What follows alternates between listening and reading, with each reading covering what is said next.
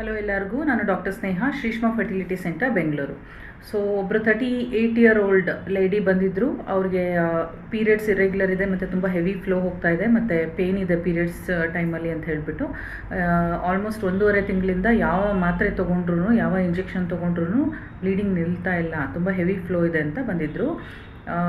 ಯಾವ ಇಂಜೆಕ್ಷನ್, ಯಾವ medicine work ಆಗಿಲ್ಲ. ಹಾರ್ಮೋನ್ ತೊಗೊಂಡಿದ್ದಾರೆ, ಆಮೇಲೆ ಬೇರೆ ಮೆಡಿಸಿನ್, ಸಿಂಪ್ಟಮ್ಯಾಟಿಕ್ ಮೆಡಿಸಿನ್ ಎಲ್ಲ ಕೊಟ್ಟಿದ್ದಾರೆ, ಬಟ್ ಯಾವುದನ್ನು ನಿಲ್ತಾ ಇಲ್ಲ ಅಂತ ಹೇಳಿದರು. ಹಾಗಾಗಿ ಒಮ್ಮೆ ಸ್ಕ್ಯಾನಿಂಗ್ ಮಾಡಿಸಿದಾಗ ಯಾಕೋ ಯೂಟ್ರಸ್ ಲೈನಿಂಗ್ ತುಂಬ ದಪ್ಪ ಇದೆ ಅಂತ ಹೇಳಿಬಿಟ್ಟು ಯಾಕೋ ಡೌಟ್ ಬಂದು ಒಂದು ಸಲ ಹಿಸ್ಟ್ರೋಸ್ಕೋಪಿ ಮಾಡೋಣ ಅಂತ ಹೇಳಿಬಿಟ್ಟು ಹಿಸ್ಟ್ರೋಸ್ಕೋಪಿ ಮಾಡಿದಾಗ, ಹಿಸ್ಟ್ರೋಸ್ಕೋಪಿ ಅಂತಂದರೆ ಒಂದು ಯೂಟ್ರಸ್ ಒಳಗಡೆ ಒಂದು ಕ್ಯಾಮ್ರಾ ಈ ಥರ ಒಳಗಡೆ ಕ್ಯಾವಿಟಿ ಒಳಗಡೆ ಕ್ಯಾಮ್ರಾ ಹಾಕಿ ಒಳಗಡೆ ಯೂಟ್ರಸ್ ಲೈನಿಂಗ್ ಹೇಗಿದೆ ಅಂತ ಹೇಳಿಬಿಟ್ಟು ನೋಡುವಂಥ ಪ್ರೊಸೀಜರ್.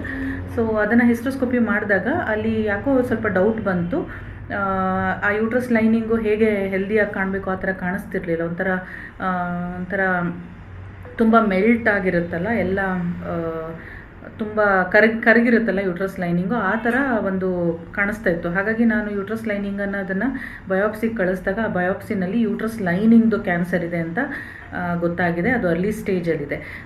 ಪೇಷಂಟ್ ತುಂಬ ಲಕ್ಕಿ, ಯಾಕಂತಂದರೆ ಈ ಪ್ರೊಸೀಜರನ್ನು ಮಾಡಿದ್ದಕ್ಕೆ ಅರ್ಲಿ ಸ್ಟೇಜಲ್ಲಿ ಕಂಡುಹಿಡಿಬೇಕಾಯಿತು. ಹಾಗಾಗಿ ಅರ್ಲಿ ಸ್ಟೇಜಲ್ಲಿ ಕಂಡುಹಿಡಿದ್ರೆ ಒಂದು ಅಡ್ವಾಂಟೇಜ್ ಏನಂತಂದರೆ ಸರ್ವೈವಲ್ ರೇಟ್ ಚೆನ್ನಾಗಿರುತ್ತೆ. ಅಂತಂದರೆ ಪೇಷಂಟ್ಗೆ ಸ್ವಲ್ಪ ಜಾಸ್ತಿ ವರ್ಷಗಳು ಬದುಕೋ ಸಾಧ್ಯತೆ ಇರುತ್ತೆ. ಕೆಲವೊಮ್ಮೆ ಅದರದ್ದು ಏನಂತಾರೆ, ಮತ್ತೆ ಆ ರೋಗ ಮರುಕಳಿಸಲ್ಲ. ಹಾಗಾಗಿ ಅವರು ಎಷ್ಟು ವರ್ಷ ಬೇಕಾದರೆ ಅವ್ರು ಬದುಕಿರ್ತಾರೆ.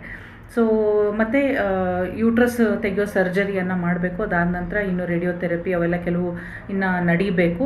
ಬಟ್ ಸದ್ಯದ ಸ್ಥಿತಿಯಲ್ಲಿ ಈ ರೋಗ ಎಲ್ಲಿನೂ ಯಾವ ಬೇರೆ ಆರ್ಗನ್ಸ್ಗೆ ಎಲ್ಲೂ ಹರಡಿಲ್ಲ. ಹಾಗಾಗಿ ತುಂಬ ಅರ್ಲಿ ಸ್ಟೇಜಲ್ಲಿ ಡಿಟೆಕ್ಟ್ ಆಗ್ತಾ ಇದೆ. ಹಾಗಾಗಿ ಎಲ್ಲರೂ ಕ್ಯಾನ್ಸರ್ ಸ್ಕ್ರೀನಿಂಗನ್ನು ಮಾಡಿಸ್ಕೊಳ್ಳಿ. ಅಕಸ್ಮಾತ್ ಏನಾದರೂ ನಿಮಗೆ ಡೌಟ್ ಬಂದಿದೆ ಅಥವಾ ನಿಮ್ಮ ಡಾಕ್ಟರ್ ಏನಾದರೂ ನನಗೆ ಡೌಟ್ ಇದೆ ಅಂತ ಏನಾದರೂ ಸಜೆಸ್ಟ್ ಮಾಡಿದ್ರೆ, ಹೆಚ್ಚಿನ ಇವ್ಯಾಲ್ಯೂಯೇಷನ್ ಮಾಡೋಕ್ಕೆ ಏನಾದರೂ ಟೆಸ್ಟ್ಗಳನ್ನ ಅಥವಾ ಪ್ರೊಸೀಜರ್ಗಳನ್ನ ಸಜೆಸ್ಟ್ ಮಾಡಿದ್ರೆ ದಯವಿಟ್ಟು ಇಲ್ಲ ಅಂತ ಹೇಳಬೇಡಿ, ದಯವಿಟ್ಟು ಮಾಡಿಸ್ಕೊಳ್ಳಿ.